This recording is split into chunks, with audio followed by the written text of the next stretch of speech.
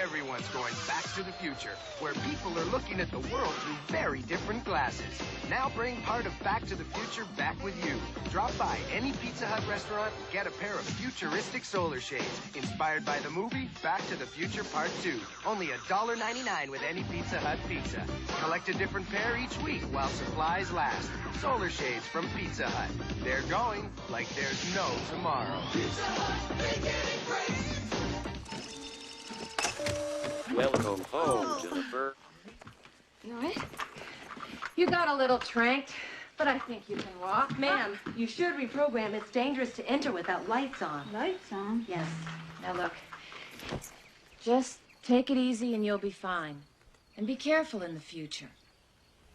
The future? Have a nice day, Mrs. McFly. Broadcasting beautiful views 24 hours a day. You're tuned to the Scenery Channel.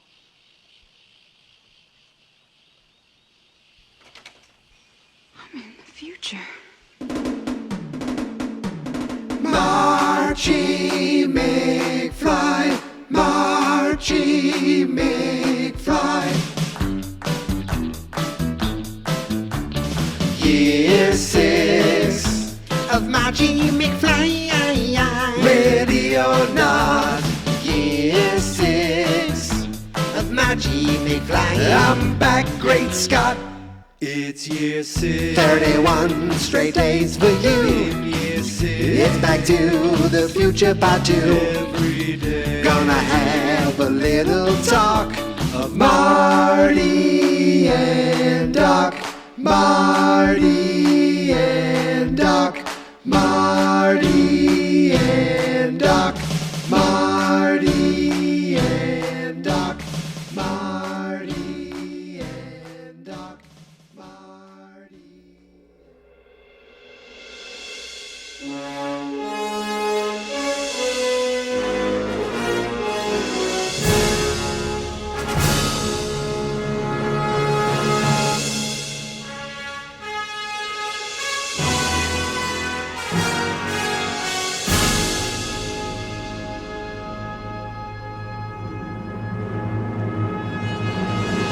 Monday night, it's Monday night, and I'm back talking more Back to the Future Part 2.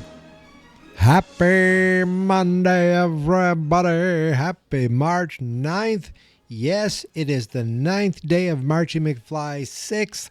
That means for the 9th straight day, I am here talking to you about Back to the Future Part 2. And we're still in the future. We're still in 2015. We're almost through the worst part of the movie. There's some fun moments. I'm not going to lie. There are some fun moments and there are some memorable moments. But the best of this movie is yet to come. It is a nice feeling that when I'm talking about a movie that I can still say I love, even though I know it is flawed. It is nice to realize that the part when I was a kid that I thought was the coolest part and the part I really liked the most is actually the weakest part of the movie. And in a podcast where we're talking about the movie all month, and the later into the month we get, the later into the movie we get, I like that this movie just gets better in the later parts, the latter half of the movie, and it ends on such a high note. So that means the last episode of Marchy McFly is going to be fantastic, right? Right? I mean, right now we're kind of like, he's talking about Jennifer left in the alley again. Yes. But then later, oh, baby, I can't wait. And we still have special guest stars to come. Geek Mentality and Marchy McFly veterans will be joining the show. I think I've told them. I know I've told one of them. If I haven't told both of them and they're listening, yes. And I say both of them because, let's be honest, my co-host of Fine Movies, Fine Spirits, Chris, he might be listening to this. He might not because there's no letters to Mother, but I do not think he'll be joining me. He joins for Back to the Future, but I think he draws the line at the sequels. And, again, movies can be flawed. People can be flawed. It's not his fault. All right, let's not waste any more time. Let's get into the next 3 minutes and 20 seconds of this movie. Today we're going to be talking about minutes 26:40 to 30 minutes. We're going from 26:40 to 30:00 to the half-hour mark. Let's talk about the next few minutes of Back to the Future Part 2. So it opens up with Marty telling Doc, I know, Doc, I know. So Doc threw the almanac away, and he's like, come on, we got to go get Jennifer. Let's go. And Marty's like, yeah, I know. And he doesn't pick it up. He leaves it behind. They leave it right there in the garbage, not in the little garbage that was rolling around that might have been hard to get at. Who knows? Maybe that little thing incinerated garbage right away. It wasn't very big, so maybe it burnt it up pretty quickly. And maybe it really would have been out of the picture. Again, if they didn't leave Jennifer in the alley, none of this would have been happening. But instead, they leave it in the garbage. They need to go find Jennifer, and they leave it right outside that rickety green door. For some reason, we're in 2015, and everything's futuristic except this screen door. It looks like it's right out of 1955.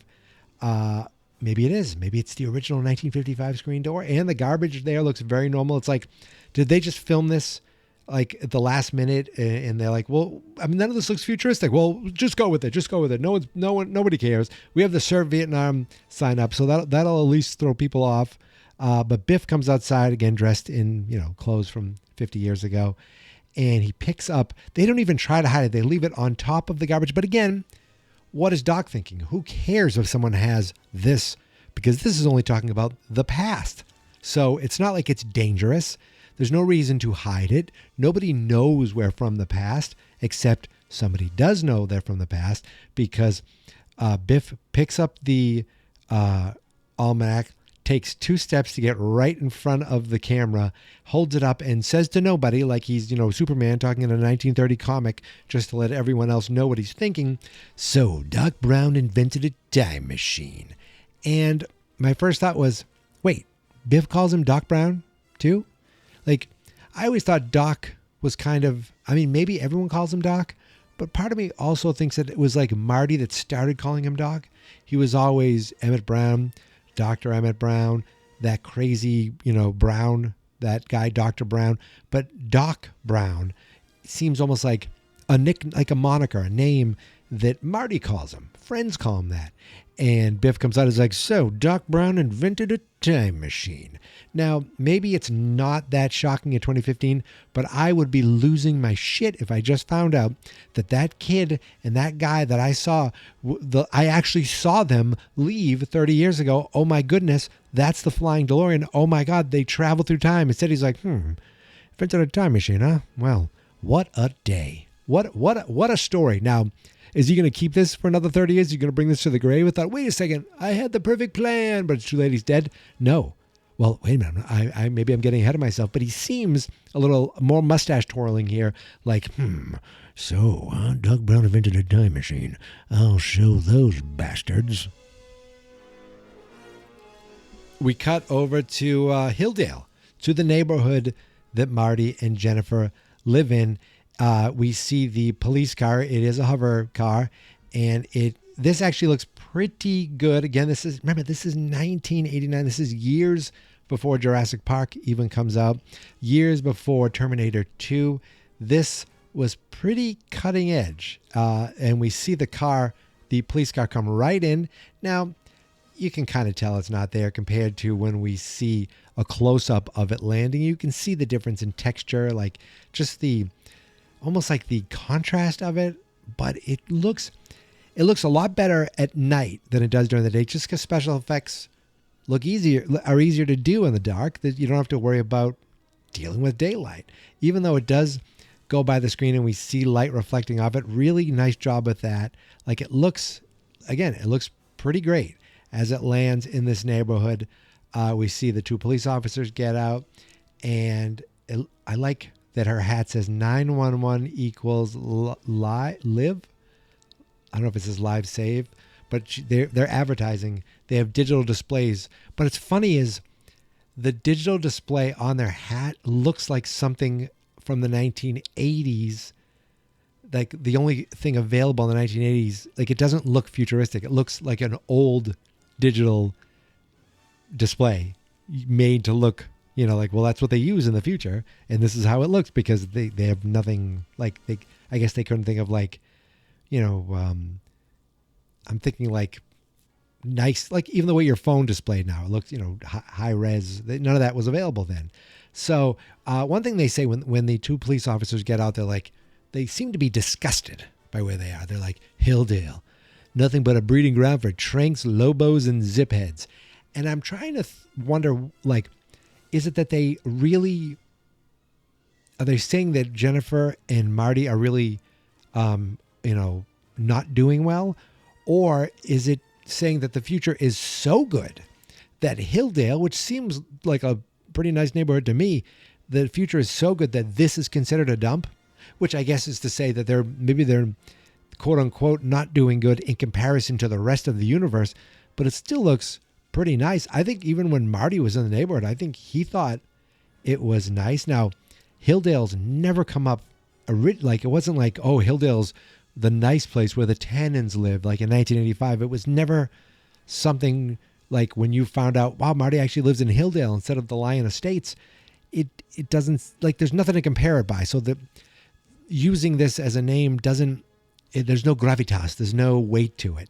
It's just you're going with what they're saying in this movie, and it seems like the cops are saying, yikes, Hilldale, no thank you. So they walk Jennifer in, she's starting to wake up, and I do like that, it uses her thumbprint to get into the door. And I like when they're like, ma'am, you shouldn't, I really actually do legit like when like, ma'am, you shouldn't come into the house without your lights on. And she's like a little disoriented and she goes, lights on. And apparently lights on is the control, like the voice control to turn the lights on in the house. So the lights went on. I always thought that was a neat, fun little joke. And that's very much, that is very much something we have today with our smart plugs and our Alexas and Googles. They're able to tell. I could say it right now and turn a light on in my living room. So that's a fun little prediction, I guess you could say. So they bring her in the house and they tell her, you should be try to be safer in the future. And she's like, the future? And then they're like, have a nice day, Mrs. McFly. And they leave her and she's like, wait, what? And then she realized, she's looking around. She's like, wait a second, I'm in the future. We see what appears to be almost like a big screen TV, but it is on these drapes. It is on the screen of a window, like a shade. You pull the shade down and the shade becomes a projector. Not exactly like you can do that now. You have projectors. This doesn't seem like it's a projector. It looks like it's actually built into the screen. It's the digital widescreen TV, but we don't see its widescreen quite here, but this is something that Back to the Future 2 did. I don't think we saw widescreen, landscape, letterbox looking televisions, until well into the 21st century. I don't think. So Jennifer gets up and we see someone walking in the background. You're like, oh, is that her? Is that Jennifer? Who is that? Is that the daughter? And she's kind of taking it all in like, what the hell is going on here? One thing I forgot to notice, and I forgot to mention, is when she comes into the house, we see a bunch of pictures on the wall. When they're walking her into the living room, the lights turn on. We see 4 photos. I believe it looks like Marty. Like, it's funny is it doesn't quite look like the Michael J. Fox we see later. So maybe the photo itself they took and they used it, but it doesn't quite look like him. Then we see, it looks like 2 women and then another guy. So is Marty and Marty Jr. the big photos, and Jennifer and Marlene, I believe is her name. We haven't got there yet. The smaller photos. Then underneath we see photos of George and Lorraine. At least I assume it's the 2 actors in makeup, because I see something else later that leads me to think they weren't there for picture day. So they leave. Jennifer gets up. She's like, I'm in the future. Holy shit. She looks around and she sees on the table 2 images Marty does not look right in that photo. He looks fat and balding, and they didn't go with that. This is very strange. But we see two photos of them on their wedding day. Jennifer is wearing almost looks like a sweater, a skirt, and a veil. Marty seems to be in white pants and a tuxedo t-shirt. And when Jennifer picks up the photo, you look, and the first thing you see that she got married at the Chapel of Love, and it's like that's where their wedding was. Now, if you look at this photo, you'll see you know what? Interesting. Is that supposed to be the McFlys, or is it supposed to be her parents? We never see her parents, and I've seen I don't know if someone remade this with AI and it just looks weird, but I've seen a photo, like a closer up photo, and it doesn't look like it's either of the actors made up to look old. It looks like it's just two old people that they have that kind of resemble, if this is supposed to be the McFlys, or is that supposed to be his dad and her? I don't know exactly who it's supposed to be. When I've always looked at it, I just assume it was the McFlys, the mother and father. And that's probably what it is. Why would he have the photo? There's probably another photo of, why would she would want a photo of her parents too, but why would they be together? Why would it not be the husband and wife, whether it's the McFlys or the Parkers? But I assume it's the McFlys, even though it doesn't look like them. So maybe it isn't. Maybe this is not George and not Lorraine. Maybe it's the Parkers. All this time I thought it was one way, but maybe it's the other. Either way, it looks like they got married at some crappy little chapel instead of, a nice big wedding. And you can hear the disappointment in Jennifer's voice. I get married in the Chapel of Love? Jennifer and Marty are together in the future. Jennifer and Marty are still in love in the future. Jennifer from 1985 found out that they got married at the Chapel of Love. Whoa, I bet she thought that she had her dream wedding, but I guess maybe because somebody called Marty chicken, their lives together did not turn out as planned, 'cause they got married at the Chapel of Love. But it doesn't sound like Jennifer was thrilled about that. Jennifer and Marty live in Hilldale in the future. Jennifer and Marty have 2 children in the future. Jennifer in 2015 found out that they got married at the Chapel of Love. Married at the Chapel of Love. So yeah, she long way of saying she doesn't seem like she was all that thrilled about it. But what did happen that led them to become quote unquote they're not living the dream life they thought they had.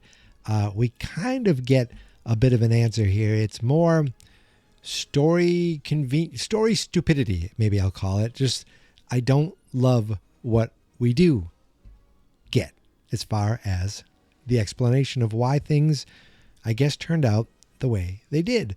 So Jennifer's like, I got to get out of here. She goes to the door. She goes to open the door. And I never really noticed this before, but there is a thumbprint there. You figure that's the way to open the door. That's the only way to open the door, which doesn't seem like it's up to fire code. Like it feels like, am I seeing a fire extinguisher right by the door? Maybe.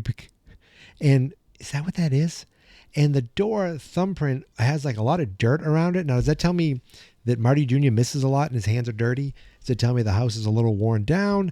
Like, even though it is the future, it doesn't, like a lot of the stuff does seem kind of old-fashioned and, not great. So maybe that is the way of saying, look, in the future, not everyone has everything futuristic. So maybe Hilldale isn't that great.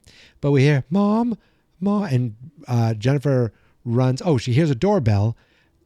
She runs to a closet. We hear, Mom, is that you? And then we get this sexy pair of legs comes down the stairs. And who is it? Oh, it's Michael J. Fox. I remember this is another shot from the trailer because it's like Michael J. Fox and Michael J. Fox. We get the old version and Michael J. Fox, the young, like the Michael, Marty Jr. and Michael J. Fox. Mom, is that you? And that's what we get right here. And this is almost like, let's have fun with this. They're like, remember how Eddie Murphy was all the different characters in Coming to America? We could do something like that. That would be so much fun. And then they did this and Eddie's like, a lady, huh? I have an idea. And then years later, we got the Clumps. Thank goodness. This movie, I think, is why we have the Clumps. We have to think, and Norbert. I don't know. But anyway, we see Michael J. Fox dressed up as his daughter. Mom, is that you? Comes down, and we don't get Marty Jr. in this scene at all. We barely get Marty. He's in the DeLorean. We see him for like maybe a second more. But for the most part, all the Michael J. Fox we see is right here, Marlene McFly, and we know that because we hear Grandma and Grandpa call her Marlene. That's because who's behind the door? But there it is, George and Elaine. Leah Thompson coming back to the series. I feel like it should be better fanfare than this, but instead, this is the first shot we see of her in old lady makeup. But she definitely still looks better than she did in 1985 at the beginning. And then we get the return of nobody because it's a brand new actor named Jeffrey Weissman showing up as George McFly. And I'm convinced they put him upside down so that you couldn't really tell it was Crispin Glover. You couldn't really tell that it's a different actor. And he almost tries to sound like him. He's like, on the golf course, I threw my back out. Like, maybe... I don't know if he's trying to do an impression, what, Lorraine, what? Like, I don't blame him. He was an actor, hired to do it in a kind of a difficult position, doing the best he can with this material of him hanging upside down. Then we get, it's kind of a funny thing where they came over and, Lorraine's like, I brought pizza for everybody. And she's holding this tiny thing. And Marlene says, well, who's going to eat all that? How can we eat all that? And George is like, I can do it. Then we cut over to a little convenient storytelling here because we jump to the DeLorean trying to get to Hilldale with Doc, Marty, and Einstein. And Doc says, Jennifer usually gets home around now. And my thought was, how much stalking of the McFlys did you do, Doc? Like, weren't you there just to intercept Marty for, that 1 hour? And you couldn't do that. You didn't do that. So I'm not saying that led to this because everything still finished up kind of where they thought it would. Doc came to get Marty. They went to go get Jennifer because they took her out of the friggin' car.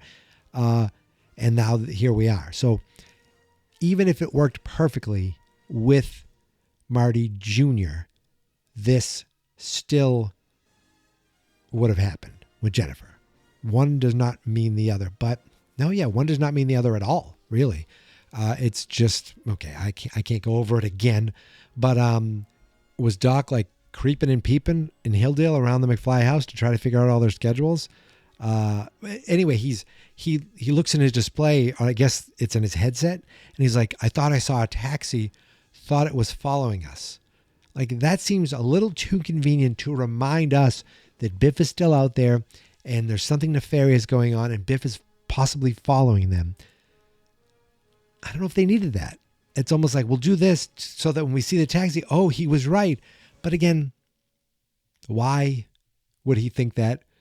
Why would he need to think that? I don't know. Like, it seems a little clunky. Why would he be looking? Like, I am so nervous about getting, making sure Jennifer doesn't meet Jennifer. why am I looking in the background and I think I see a taxi following me? Like if there's one car that you could see following you, the last car you'd think would be a taxi because you'd think the taxi's just bringing someone someplace. So I just thought it was a little convenient. So we jump back to the final moments, the final 40 seconds of this segment, and we get more chicken talk. They talk about the scene screen. That's what they're calling the screen on your TV. They're calling it a scene screen. Again, it looks like we do see it's widescreen later.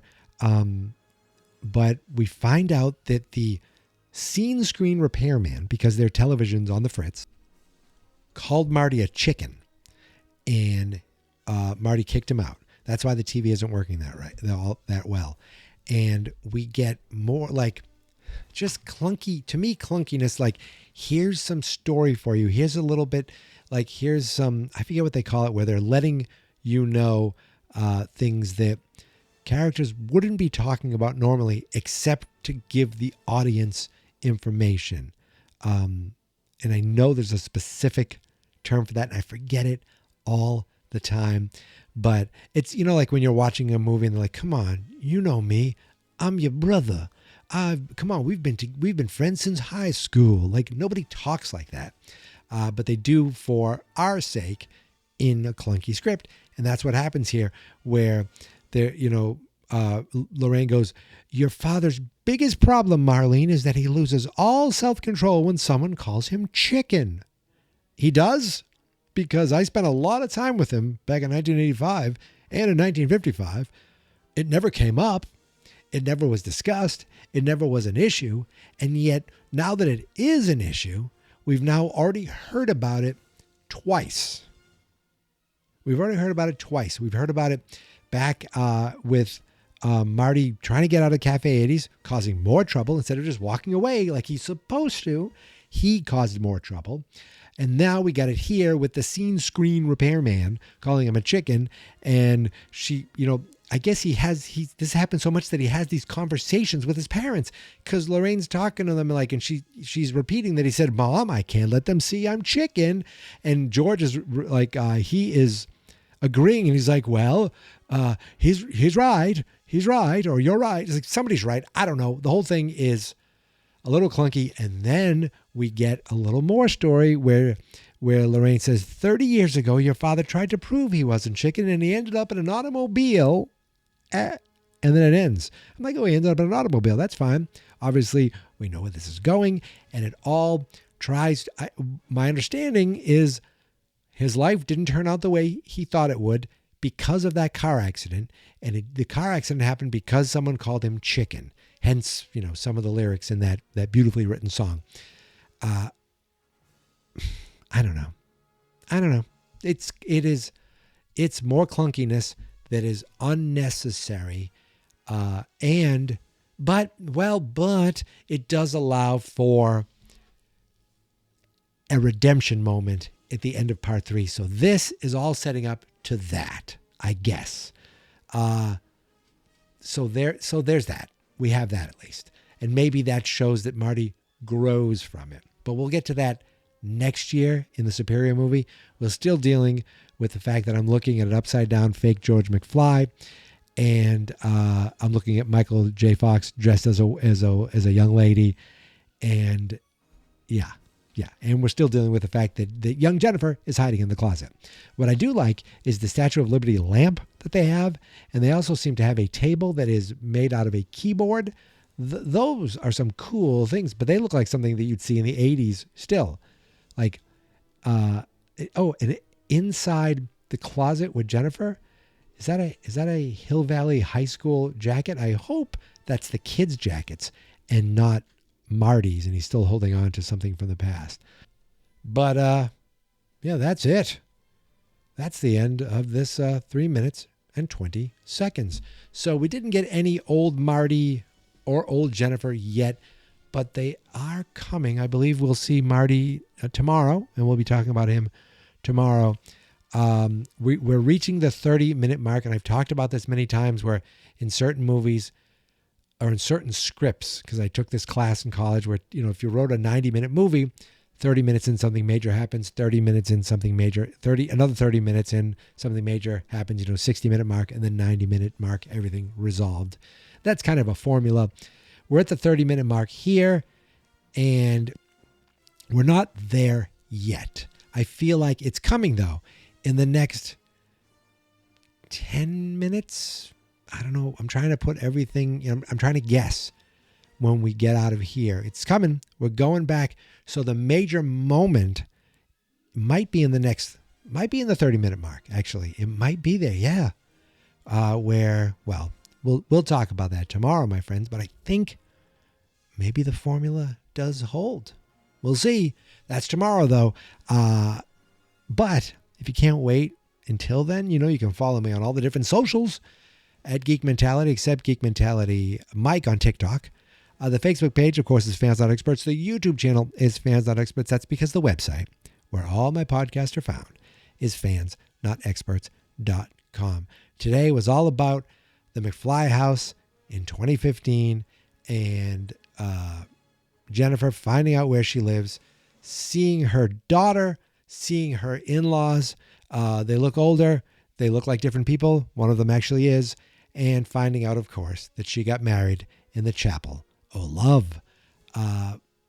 We'll see what happens tomorrow. I hope you will be there. I definitely will. But until then, my friends, thank you so much for listening. Thank you so much for subscribing. And here is my theme song. This is my podcast. I made it. Geek Mentality's what I named it. And I think you should listen and subscribe. 'Cause I'm kinda funny and awesome. I think that I'm worth your time, and I'm kinda handsome. My mom says, please listen and please subscribe. At least listen to this episode. Fans Not Experts.